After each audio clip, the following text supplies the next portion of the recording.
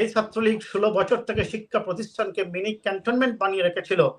30 মিনিটের অপারেশনে 52টি বিশ্ববিদ্যালয় থেকে লেজ গুটিয়ে পালিয়ে যেতে বাধ্য হয়েছে ছাত্রলীগ। এখন হয়তোবা পুলিশ নিয়ে, র্যাব, বিজিবি নিয়ে, আবার আইন প্রয়োগকারী সংস্থার এসকর্টে হয়তোবা আবার শিক্ষা প্রতিষ্ঠানে আপনারা ফিরে যাবেন, দখল করবেন হলের রুমগুলা।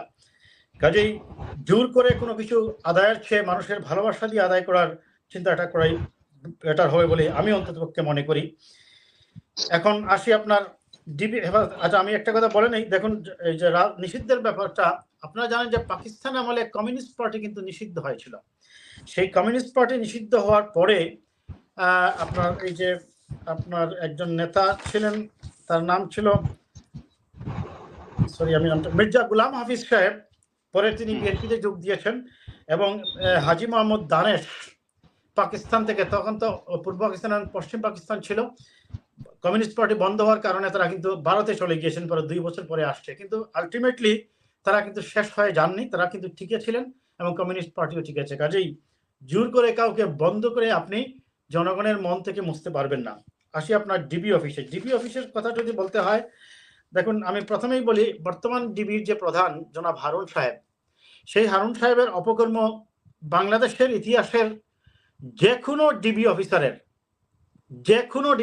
আমি আবার বলছি, এবং পুলিশের কোনো অফিসারের অপরাধ থেকে ছাড়িয়ে গেছে। তিনি নিজেকে এক ধরনের মাফিয়া ডন মনে করেন, তিনি আইনের ঊর্ধ্বে ওঠা একজন পুলিশ অফিসার মনে করেন। তিনি সাবেক বিএনপির সাবেক বিরোধী দলীয় চিফ হুইপ জয়নাল আবেদিন ফারুককে নির্যাতনের জন্য তাকে পেঠানোর নেতৃত্ব দিয়েছিলেন এই ডিবি হারুন। তখন অবশ্য তিনি সম্ভবত এসপি ছিলেন।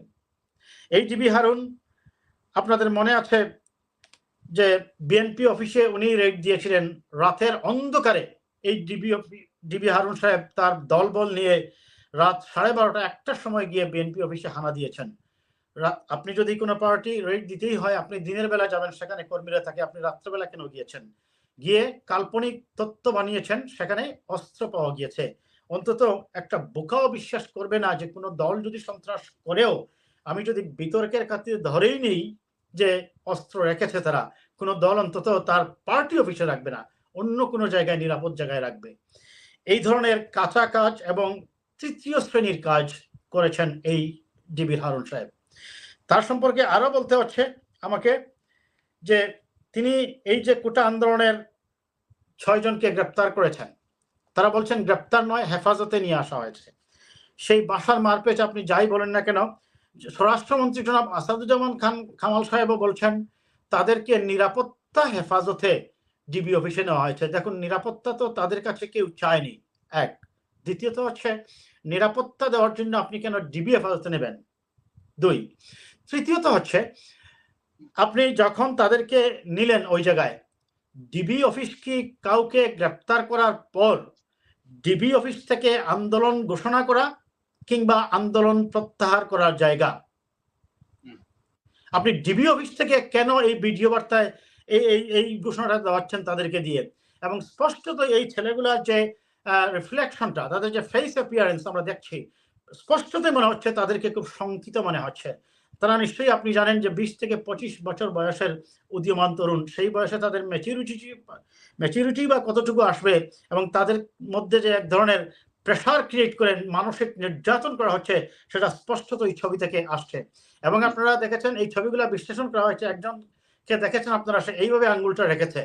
এমনও হতে পারে সে সত্যি এটা দিয়ে বুঝাচ্ছে, যখন সে এই স্ক্রিপ্টটা পড়তেছে, আরেকজন পিছন থেকে, ক্যামেরার পিছন থেকে সে বন্দুক তাদের দিকে তাক করে রেখে আছে।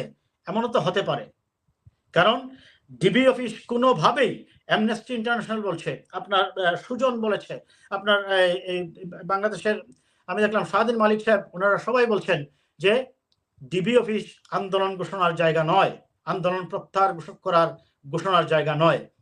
কেন তাদেরকে ওই জায়গায় নিয়ে করা? তার মানে এটা হচ্ছে সরকারের নির্দেশে। সবচেয়ে ভয়ঙ্কর কথা হচ্ছে, আমি নিজেও, আপনি জানেন যে শিক্ষক ছিলাম, আমি বিভিন্ন কলেজে শিক্ষকতা করেছি, বাংলাদেশ ইংল্যান্ড 2 দেশে আমি করেছি শিক্ষকতা। একজন শিক্ষক হিসাবে আমার ছাত্রের নিরাপত্তার দায়িত্বটা হচ্ছে আমার। তার শিক্ষকরা 12 জন শিক্ষক গিয়েছিলেন তাদের সাথে দেখা করতে। ডিবির হারুনের সেই অদ্যত আপনি দেখেছেন, তারা ওই বিশ্ববিদ্যালয়ের শিক্ষকদের সাথে দেখা করতে দেননি। 12 জন শিক্ষক ওইখানে গিয়ে বসেছিলেন, তার সাথে জিবি হারুন কথা বলেনি। যখন বলেছে যে আমরা আমাদের ছাত্রকে দেখতে চাই, তিনি বলেছেন ঊর্ধ্বতন কর্তৃপক্ষের নির্দেশ না পেলে আমি দেখা করতে দেব না। ভাই, আমি কি আপনাকে প্রশ্ন করতে পারি, ঊর্ধ্বতন কর্তৃপক্ষ কি আইনের ঊর্ধ্বে? ঊর্ধ্বতন কর্তৃপক্ষ কি আইন আদালতের বাহিরে? আমি আমার ছাত্রকে দেখতে গিয়েছি, আপনি বলছেন আপনি তাদেরকে গ্রেপ্তার করে নিয়ে আসছেন, কিন্তু বলছেন না গ্রেপ্তার, বলছেন হেফাজতে নিয়ে আসছেন। এটা গেল একটা। দ্বিতীয়ত হচ্ছে, আপনি যখন কাউকে গ্রেপ্তার করবেন, দেখুন সুস্পষ্ট হচ্ছে within 24 hour you have to take them. আমি আবার বলছি, you have to take them to the court, and court will decide যে তাদেরকে জামিন দেওয়া হবে নাকি গ্রেপ্তার করে রিমান্ডে নেওয়া হবে নাকি আদালতে জেলখানায় পাঠানো হবে। আপনি কেন এতদিন থেকে তাদেরকে গ্রেপ্তার করে ওই জায়গায় নির্যাতন নিপীড়ন করছেন? চতুর্থত হচ্ছে, যাকেই তিনি ধরে নেন, এই জিবির হারুন যে আরো কত তৃতীয় শ্রেণীর কাজ করেছেন আপনারা জানেন। সেই বিএনপি নেতা গয়েশ্বর চন্দ্র রায়কে ডিবি অফিসে নিয়ে যাওয়া হয়। আপনি মানুষকে খাওয়াবেন, যাকেই খাওয়াবেন তাকেই টেবিলে বসিয়ে একটা ভিডিও করে ফেলবেন, সেই ভিডিও আবার সোশ্যাল মিডিয়ায় ছেড়ে বিরোধী দলের নেতাকর্মীদের মধ্যে এক ধরনের কনসেপ্ট গ্রো করার চেষ্টা করবেন যে তোমরা যতই আন্দোলন করো না কেন, তোমাদের নেতারা সরকার এবং সরকারের সাথে ডিবির সাথে যোগাযোগ রক্ষা করে চলছে। এর কারণটা হচ্ছে তিনি সরকারের দলীয় সেক্রেটারির মতোই কাজ করছেন। হারুন সাহেব, আপনার দায়িত্ব হচ্ছে কোনো ক্রিমিনালকে ধরে এনে তার ক্রিমিনালের ধরন এবং প্রকৃতি বের করা। কেউ যদি অপরাধী হয়, আপনার দায়িত্ব নয় কাউকে ধরে এনে তাকে দিয়ে আন্দোলন ঘোষণা করানো বা আন্দোলন প্রত্যাহার করার ভিডিও ফুটেজ দেওয়া মিডিয়ার কাছে। আপনি যাকে খুশি তাকে, এই বাচ্চাগুলোদেরকেও আপনি দেখেছেন খাওয়ানো হয়েছে, খাওয়ানোর পরে তাদের সেই ভিডিওটা করা হয়েছে। আচ্ছা আমাকে বলুন তো, মানুষ সাধারণত কোনো গানের অনুষ্ঠানে গেলে বা মিটিং হলে বা অন্য কোনো জায়গায় গেলে আনন্দ ফুর্তি করলে সেটার ভিডিও রেকর্ডিং করে, ভাত খেতে বসলে ভিডিও রেকর্ডিং করতে হয়। এটা তো এই জিবির হারুন সাহেবই করছেন। এই যে একের পর এক এত মানে তৃতীয় শ্রেণীর লেভেলের এই যে নোংরামি কাজগুলা বারবার করা হচ্ছে কেন? বিকজ সেই যে ঊর্ধ্বতন কর্তৃপক্ষ, higher authority is beyond the law, higher authority is beyond the influence of the mass people. সেই হায়ার অথরিটিটা কি? সেই হায়ার অথরিটিটাই আপনাকে খুঁজে বাইর করতে হবে।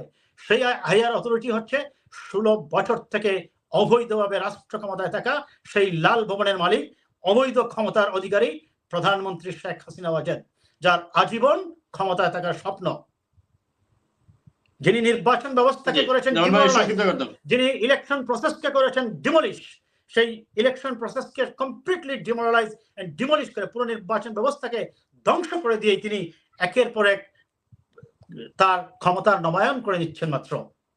এটি করার পরে যখন দেখলেন কোনো কিছুতেই কাজ হচ্ছে না, মানুষ তার এই ছলছাতুরি বুঝতে পেরেছে, তখনই মানুষ রাস্তায় নেমে আসছে। আপনি নামালেন মিলিটারি নামিয়েও যখন আন্দোলন সফল করতে পারছেন না, আন্দোলন দমাতে পারছেন না, তখন আপনি কি সিদ্ধান্ত নিলেন? রাজনীতি বন্ধ করে দেবেন। আমার এই ভাই এখন বললেন বিএনপিকেও 2 সপ্তাহ পরে। ইয়েস, আমি আবারও বলছি, can you please read the history was not in favor of you. গণতন্ত্রকে হত্যা করে একদলীয় বাকশাল করেছিলেন আপনাদের নেতাকে সেই আপনাদের দলের নেতাদের মাধ্যমে আবার তাকে হত্যাকাণ্ডের শিকার হতে হয়েছিল। জিয়াউর রহমানকেও আমি স্বীকার করছি হত্যাকাণ্ডের শিকার হতে হয়েছিল। হত্যা রাজনীতিতে কোনো স্থায়ী সমাধান নয়। সমাধান আসতে হবে আপনাকে মিউচুয়াল ইন্টারাকশনের মাধ্যমে, মিউচুয়াল ডায়লগের মাধ্যমে আপনাকে সমাধান নিয়ে আসতে হবে। সমাধান নিয়ে আসতে হবে গণতান্ত্রিকভাবে, সত্য যেটা সেটাকে বের করে আনার মাধ্যমে রাষ্ট্রীয় অক্ষের ভিত্তিতেই রাষ্ট্রকে সামনের দিকে নিয়ে যেতে হবে। এলিভেটেড এক্সপ্রেসওয়ে আর পদ্মা সেতু আর কিছু বড় বড় স্থাপনা করার নাম উন্নয়ন নয়। আমার মৌলিক অধিকারী সেটা দিয়ে আমি রাষ্ট্রের উন্নয়ন করতে পারবো না।